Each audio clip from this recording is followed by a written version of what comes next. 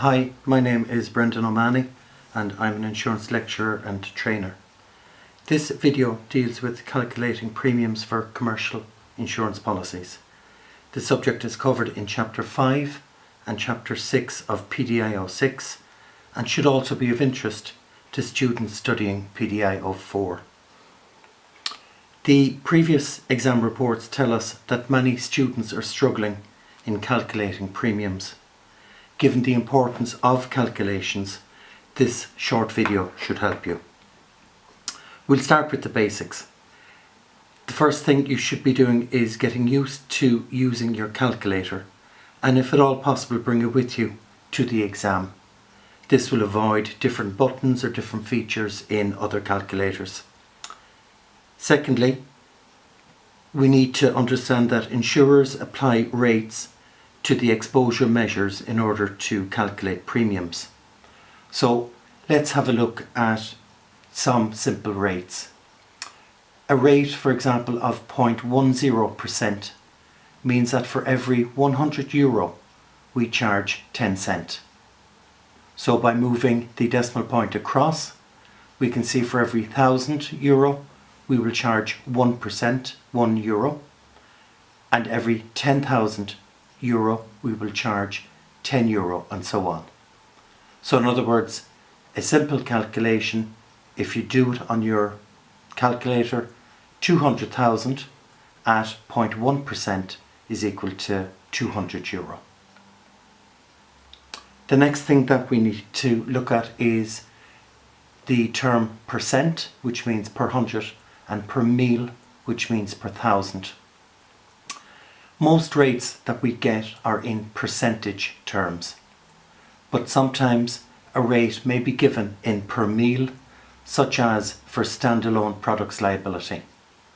So if a rate is given per mille, you can still use your calculator, but you need to add an additional 0 immediately after the decimal point and use the percentage symbol in your calculations.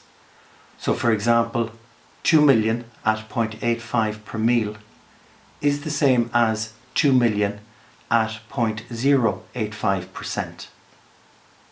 So if we charge 0.85 for each thousand and we have 2,000 thousands in 2 million, our charge will be 2,000 multiplied by 0.85, which is 1,700. Try that yourself, it will make sense. Next thing we will look at is a typical question.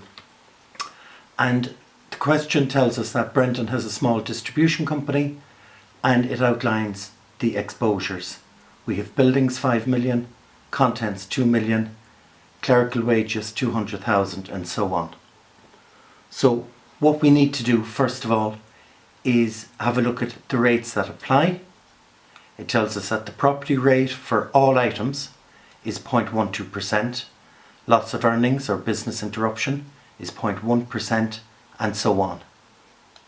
At the end of this slide in red, you can see as Brendan's business is claims free, the underwriters also allowed a 15% discount of the final premium. And what you would be asked in an exam scenario is to calculate the premium for all the sections, and it's very, very important that you show your workings clearly. So the first thing that we need to do is organise the exposures into their various classes of business. So the buildings will be within the property class of business, as is the general contents. Clerical wages is employer's liability, as is the all other wages. The turnover is in respect of PLM products. The gross profit is for loss of earnings or business interruption. And finally, the stock is under property. So in doing our calculation, what we would do next is put together all the property exposures, which is 5 million, 2 million and 500,000. Add them up, which gives us 7.5 million. Multiply them at the rate of 0.12%, which gives us 9,000. The business interruption is next. 2.5 million at 0.10% is 2,500.